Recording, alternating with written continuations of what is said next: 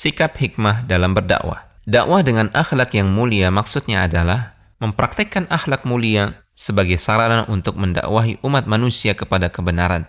Berikut adalah beberapa contoh praktek akhlak mulia dan hikmah serta dampak positifnya dalam dakwah. Cakupan akhlak mulia sangatlah luas. Di sini hanya akan dibawakan beberapa contoh saja. 1. Gemar membantu orang lain. Nabi SAW bersabda yang artinya, Allah akan senantiasa membantu seorang hamba selama ia membantu saudaranya. Karakter gemar membantu orang lain akan membuahkan dampak positif yang luar biasa bagi keberhasilan dakwah pemilik karakter tersebut. Menarik untuk kita cermati ungkapan Ummul Mukminin Khadijah radhiyallahu taala anha ketika beliau menghibur suaminya Rasulullah SAW yang tengah ketakutan dan merasa khawatir tatkala wahyu turun pertama kali kepada beliau.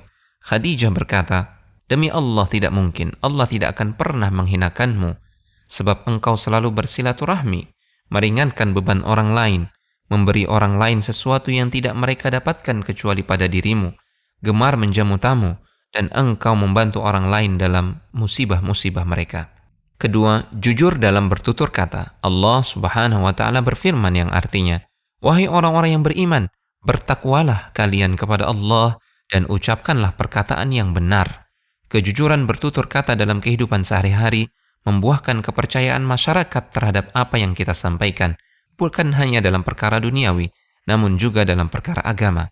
Rasulullah SAW menjadikan kejujurannya dalam bertutur kata sebagai dalil dan bukti akan kebenaran risalah yang disampaikannya. Ketiga, bertindak ramah terhadap orang miskin dan kaum lemah. Rasulullah SAW bersabda yang artinya, "Tolonglah aku untuk mencari dan membantu orang-orang lemah. Sesungguhnya kalian dikaruniai rizki dan meraih kemenangan lantaran adanya orang-orang miskin di antara kalian."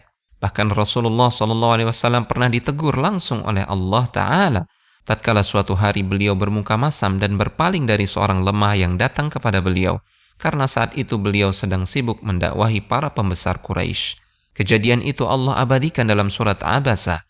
Namun setelah itu Rasulullah SAW amat memuliakan orang yang lemah tadi dan bahkan menunjuknya sebagai salah satu muadzin di kota Madinah. Orang tersebut adalah Abdullah ibnu Ummi Maktum radhiyallahu ta'ala anhu. Keempat, bersifat pemaaf terhadap orang yang menyakiti dan membalas keburukan dengan kebaikan. Allah Subhanahu wa taala berfirman, "Jadilah pemaaf dan suruhlah orang mengerjakan kebajikan serta jangan pedulikan orang yang jahil." Adapun potret praktik akhlak mulia ini dalam kehidupan Rasulullah SAW amatlah banyak, baik dengan sesama muslim ataupun dengan para musuh beliau dari kalangan orang-orang kafir dan kaum musyrikin. Kelima, menahan diri dari meminta-minta apa yang dimiliki oleh orang lain. Sifat ini lebih dikenal para ulama dengan istilah iffah atau afaf. Ini merupakan salah satu karakter para sahabat Nabi SAW, sebagaimana Allah menceritakan dalam Al-Quran yang artinya, orang lain yang tidak tahu menyangka bahwa mereka adalah orang-orang yang kaya karena mereka menjaga diri dari meminta-minta. Engkau, wahai Muhammad, mengenal mereka dari ciri-ciri mereka. Mereka tidak meminta dengan cara mendesak kepada orang lain.